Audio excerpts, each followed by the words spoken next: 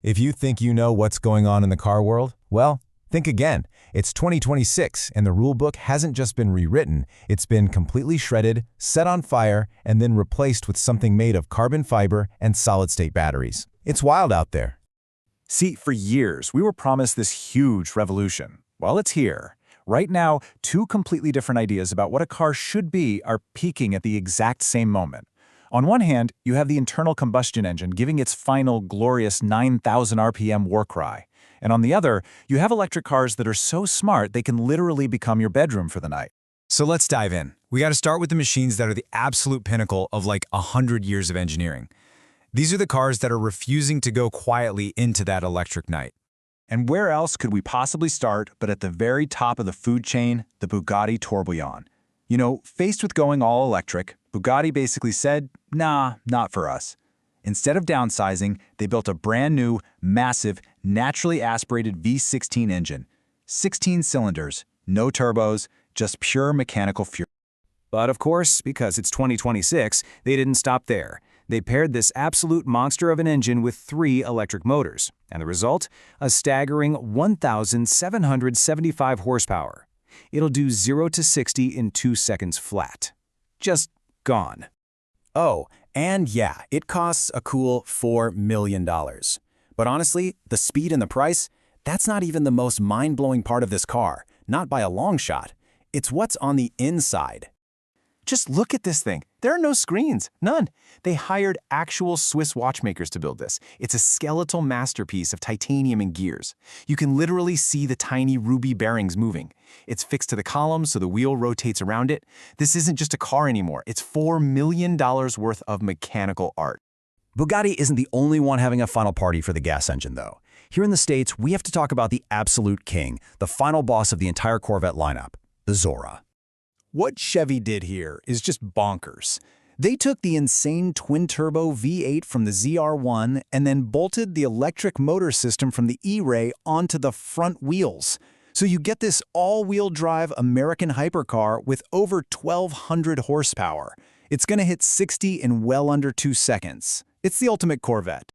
So, okay, this incredible mechanical fury is happening right now. But is that it? Is that the whole story? Or is there something else? Something totally different? Getting ready to take over?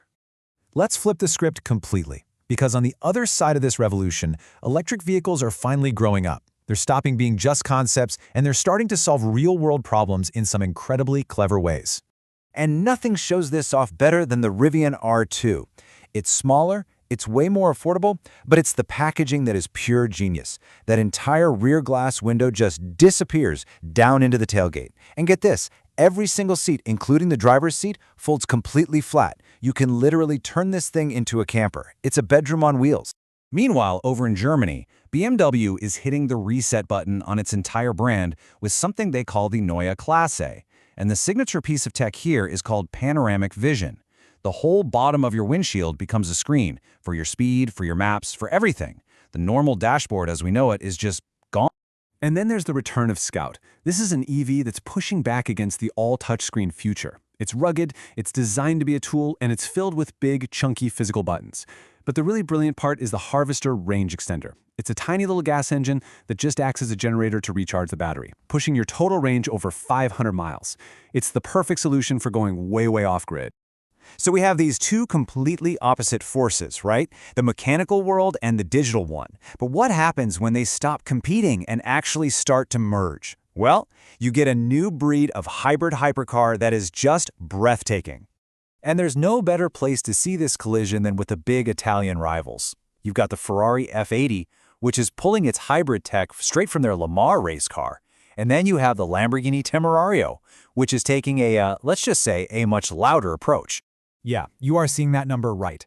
10,000 RPM. Lamborghini built a hybrid V8 that revs like a superbike. I mean, that's motorcycle territory. It's basically them proving that hybrids don't have to be quiet and boring, they can absolutely scream. And while the Lamborghini is all about that incredible sound, the Ferrari is all about its brain. This car is basically a supercomputer on wheels. It's got active suspension that can completely eliminate body roll. And then there's a boost mode that actually learns the racetrack you're on and automatically gives you that electric kick right where you need it. So, there it is. The rulebook is gone. In the same year, you can have a V16 masterpiece built by watchmakers, an electric SUV that you can sleep in, and a hybrid that screams like a race bike. 2026 is, without a doubt, one of the most diverse and frankly insane years the car world has ever seen. And all of this diversity really just leaves us with one massive question. In an era where you can have pretty much anything you can dream of, what matters more to you? Is it the raw, visceral thrill of a screaming engine? Or is it the silent, predictive intelligence of brilliant software? That's the real choice we all have to make in 2026.